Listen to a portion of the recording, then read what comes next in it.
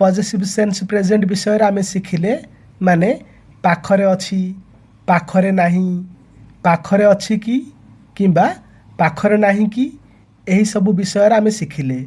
एबे पास्ट विषय शिखिबा जेमिति कि तुम पाखरे थिला किंबा तुमर थिला तांकर थिला किंबा तांको पाखरे थिला सेमानंकर थिला किंबा सेमानंक पाखरे थिला। एमिति वाक्य बनैबा पई प्रथमे सब्जेक्ट आसे माने आई you he C they we एमिति तापरे हेड तापरे ऑब्जेक्ट। मने रखंतु सबु सब्जेक्ट सहित हेड ही लागिबो। एग्जांपल्स देखंतु तांकर जड़े प्रेमिक थिले किंबा तांकर एक बॉयफ्रेंड थिले। उसका एक प्रेमी था। She had a boyfriend. She had a boyfriend. College रे मोर गोटिए गर्लफ्रेंड थिला। कॉलेज में मेरी एक गर्लफ्रेंड थी। I had a girlfriend in college. I had a girlfriend in college. तांको पाखरे 500 टंका थिला। उसके पास 500 रुपये थे। He had 500 rupees. He had 500 rupees. सेमानंको पाखरे किछि बही थिला। उनके पास कुछ किताबें थी। They had some books. They had some books. School रे मोर 3 जण सांग थिले। स्कूल में मेरे 3 दोस्त थे। I had 3 friends in school. I had 3 friends in school. आमर 5टी गाई थिला। एही वाक्यर इंग्लिश ट्रांसलेशन आपण कमेंट्स रे कहंतु। तांकर गोटिए बिलेई थिला।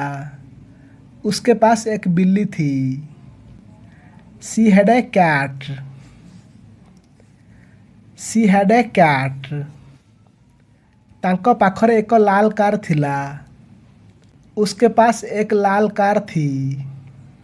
He had a red car. He had a red car. सेमानंकर एक बड़ा घर थिला। उनका एक बड़ा घर था।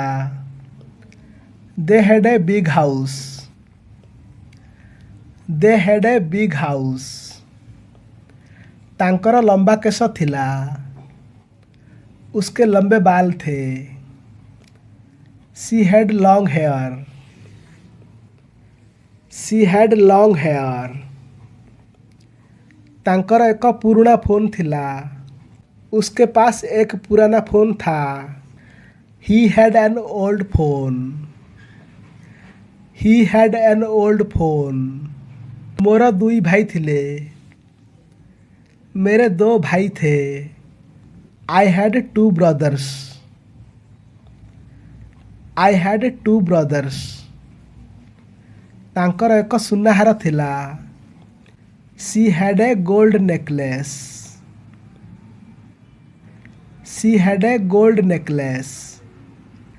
तांकर एक पोषा कुकुर थिला। उसके पास एक पालतू कुत्ता था। He had a pet dog. He had a pet dog. गत मासरे मो पाखरे 5000 टंका थिला। पिछले महीने मेरे पास 5000 रुपये थे। I had 5000 rupees last month.